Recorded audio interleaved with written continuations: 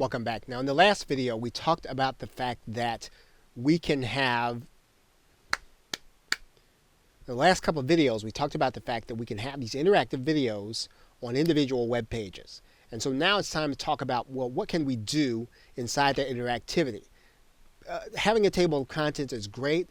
It may or may not necessarily direct people in the way that we want. It doesn't necessarily elicit information from them. It does make for a more pleasant experience for the user. However, using hotspots is one way for us to be able to direct a user who's watching our video to take an action.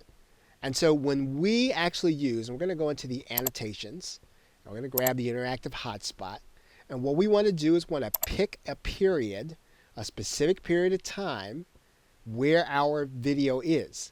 And we want to do something with that video. We want the user to have to click something.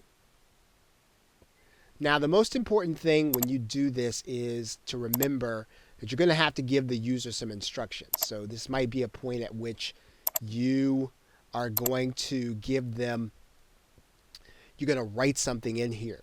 Right? You might write something in here. We're going to go ahead and leave that one there.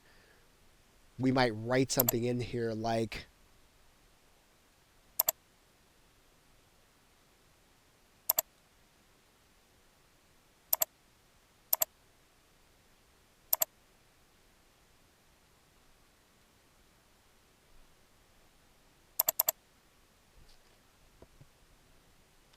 right? So we give them some instructions. Click explain if you want to talk to someone personally. And we want the hotspot then to do something, right? We want them to click on that word explain. And then we want something to be able to happen when that happens. And so we want to do something over here in the properties. And we can have it so that someone, when they click it, they actually go to a URL. Basically what we're trying to do in this hotspot is we're trying to get the user to do something. And again, if you combine this with being able to be on a specific web page and have this interactive video where you're going to give them some information, and then at each point you're going to compel them to a call to action, and when they take that call to action, send them to a specific website, you then have interactive marketing and customer service, keeping them engaged. And we go beyond trying to entertain or just inform people, but to get them to take some kind of action. And that's really what interactive hotspots are at the heart of.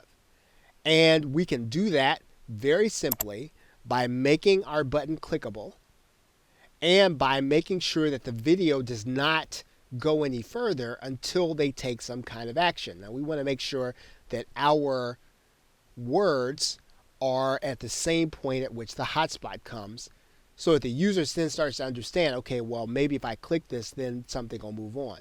Everything depends on the kind of instructions that you're able to give. So when someone clicks a certain link, if they want to talk to someone personally, what's a good thing for us to do? Well, the good thing for us to do is to try to get some information from them, right? Is to try to figure out, maybe to try to help the person who's going to be taking the call, or to help the person who's going to be serving that person, to try to find out a little bit more about them. And we want to be able to send that person to a place where they can give us some information. And that's really where our surveys come in. And so this URL can be a page on your WordPress site with another interactive video. Basically what we're doing is we are figuring out ways for us to chain together the interactivity. So we're not just informing, we're getting involved with the customer, and we're actually getting information from them, hopefully. Okay, so with that, thanks, and I will see you in the next video.